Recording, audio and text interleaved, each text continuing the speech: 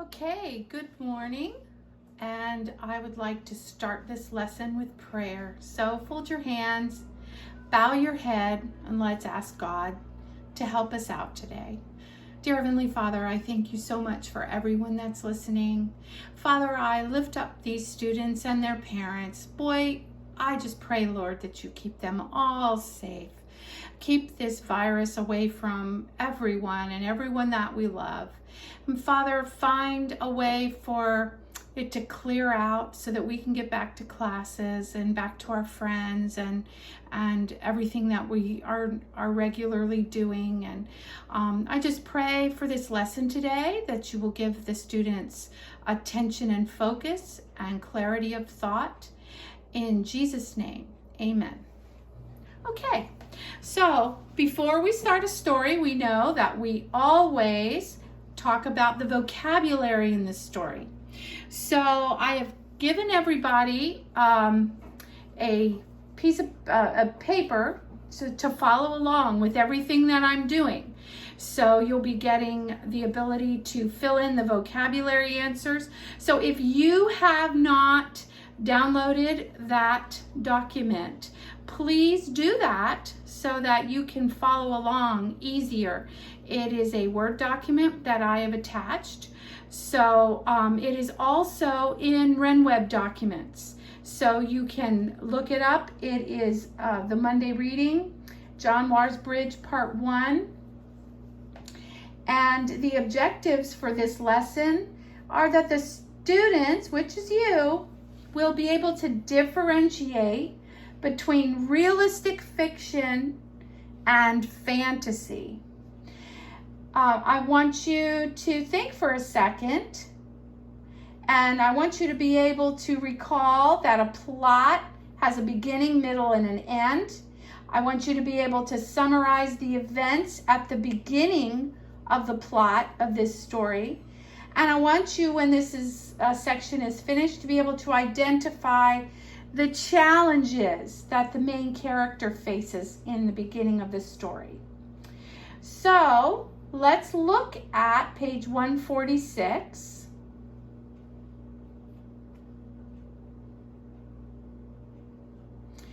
And I want you to read each sentence that I have given you on your work page. I want you to read each sentence silently. Then we're going to read each sentence out loud. We're going to choose the correct meaning of the word under the sentence that we could use to fill in to replace like a synonym for the word that's underlined so that it helps us to learn. So what we're trying to do is to be able to pull the meaning of a word out of a sentence. As we do in class, we know that we can't know the meaning of every single word in the dictionary. But what we can do is learn to look at the information in the sentence around the word and use our good judgment to try and figure out what does that word mean. So that's what we practice doing. So we're reading each sentence again and again, and we're going to make sure we can do that. So let's read them silently. I'm going to give you a minute. You can turn the video on pause, and then you can read each sentence to yourself silently. So pause the video and we'll come back.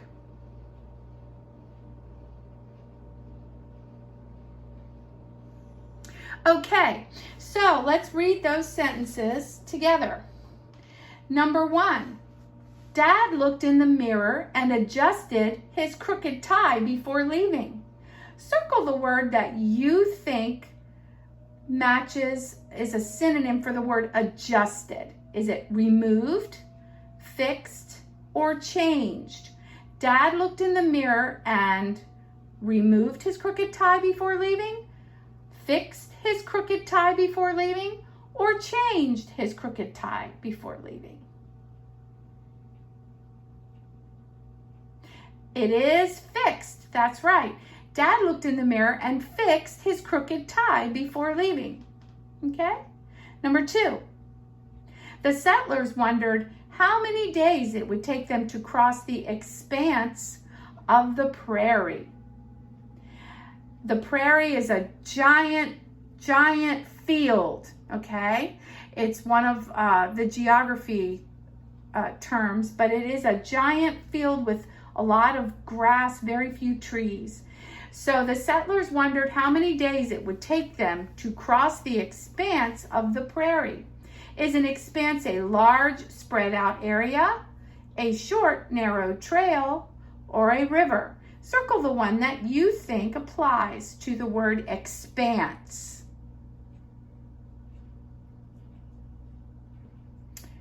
If you chose large, spread out area, you are correct. An expanse is a large, spread out area. So we could read the sentence, the settlers wondered how many days it would take them to cross the large, spread out area of the prairie. See how that works? Question number 3. The squirrel built its nest in the hollow of the tree, safe from the wind and rain. Is it a fork between two branches, an empty space or hole, or the end of a branch? Well, let's look at that for a second.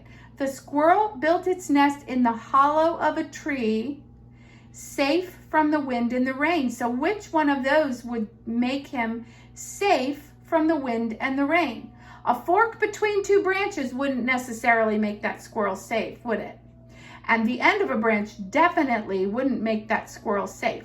But an empty space or a hole in the tree would definitely make that squirrel safe. So a hollow must be an empty space or a hole, because a hollow of the tree will make him safe.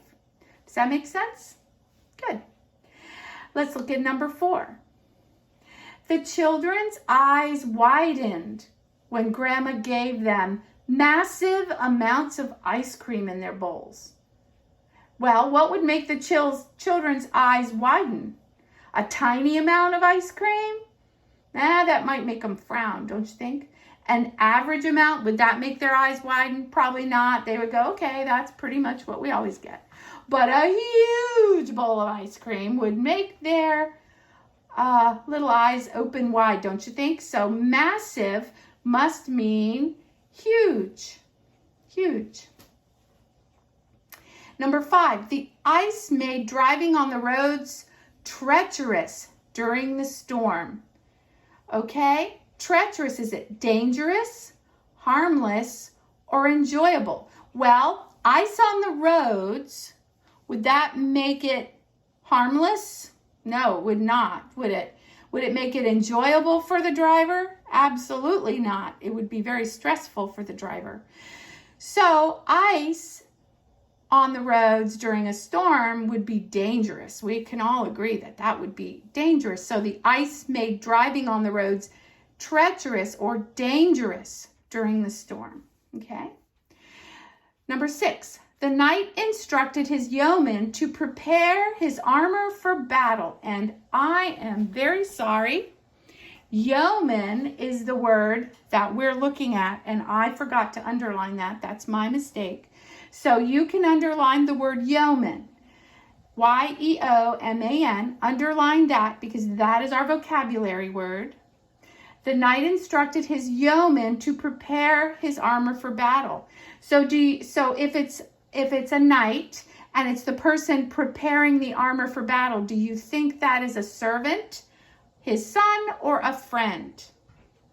Yes, it's a servant. A servant will prepare the knight's armor for battle. So a yeoman is another word for servant. Okay? Turn to page 146 now in your reading textbook. Hang on to these words because you're going to need to know what they mean so that you can do the work you need to do in the future. Okay? Look at the box labeled author's craft and read the paragraph under author's craft. We'll read it together. Character development takes place when an author shows how a character changes in a story. At the beginning of a story, a character may act or think a certain way. As events happen, the character may change. This change can be good or bad. An author develops characters to make them more interesting. Okay? So, what does the word develop mean? What does the word develop mean? Develop. When a character develops, he's growing or changing. So develop is to grow or change. So the character will grow and change. Okay, you do as life goes on and as things happen. This whole experience with the coronavirus and being home is going to change you. And that's a good thing. What does it mean when a character in a story develops? What does that mean? What that means is, think about it for a second. It means that the character changes as the story unfolds. As you read along, the character is going to change in ways. He could change for good in good ways, or he can change in not so good ways. Okay? How can you tell if a character is changing? How are you going to be able to tell? Okay? Well, think about it. If your friend is going through things and how would you tell if they were changing? Maybe they used to say, "Hi, Sally, how are you today? I missed you," and give you a big hug. But now when you see them, they just go, "Hey," and walk on by. You know, that's a change, isn't it? And that would be a concerning change if your friend just seemed that down and upset that they just didn't even want to talk. So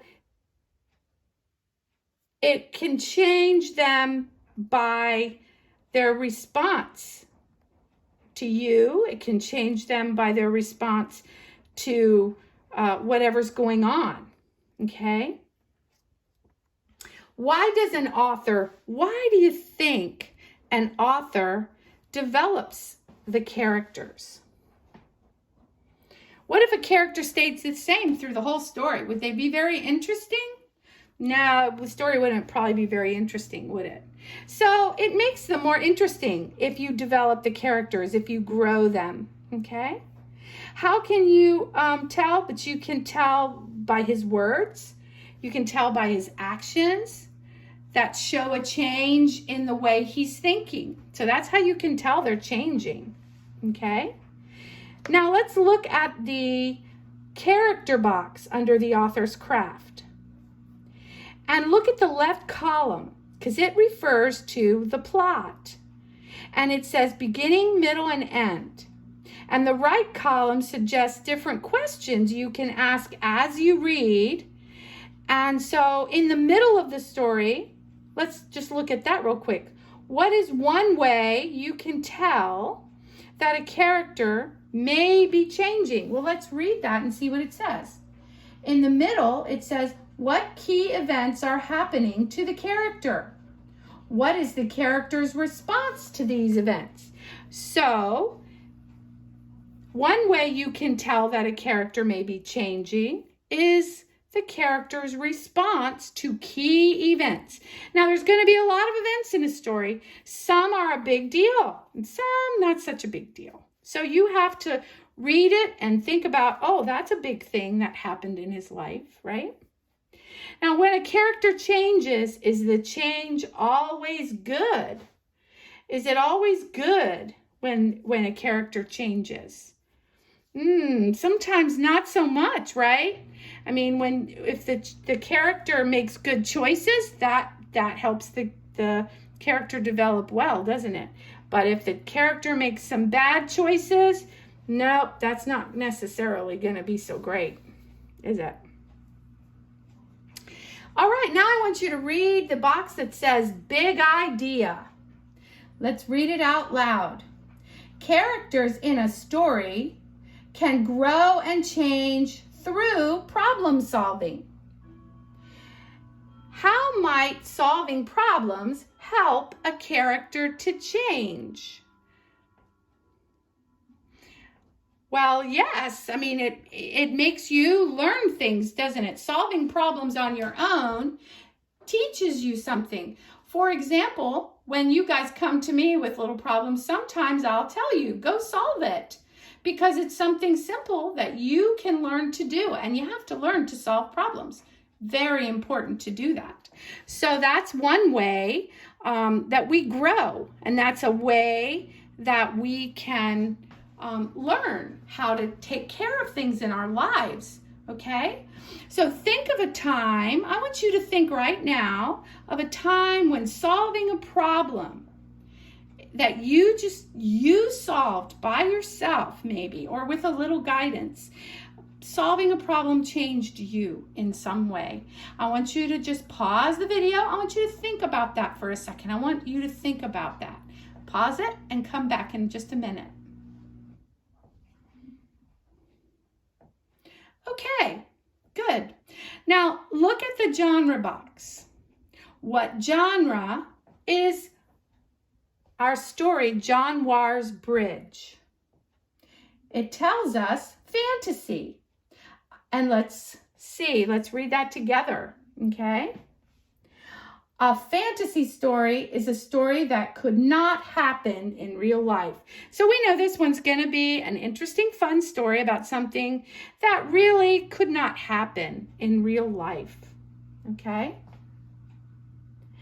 What other story have you read that is a fantasy? Can you think of one that we read that was a fantasy? How about, think about it for a second. How about The Cricket in Times Square? How do you know that's a fantasy? Well, you might have told me crickets, mice, cats, they can't talk in real life. We discussed that when we went over the story, didn't we? How can characters in fantasies be different from characters in realistic fiction? Think about that for a second.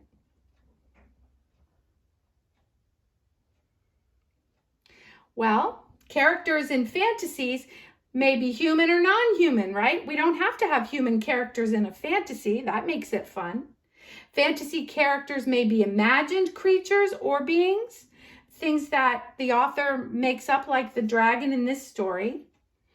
And characters in realistic fiction are human or animals that behave the way they do in real life. So we know this is a fantasy, and we know this story is not going to have all of its characters behaving in a way they do in real life.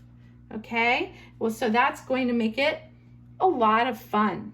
Okay? Now we're going to end the video in a second. I want you to read the story from pages 147 to 153 silently. And in our next lesson, we'll answer some questions about the story. Okay? Have a great day.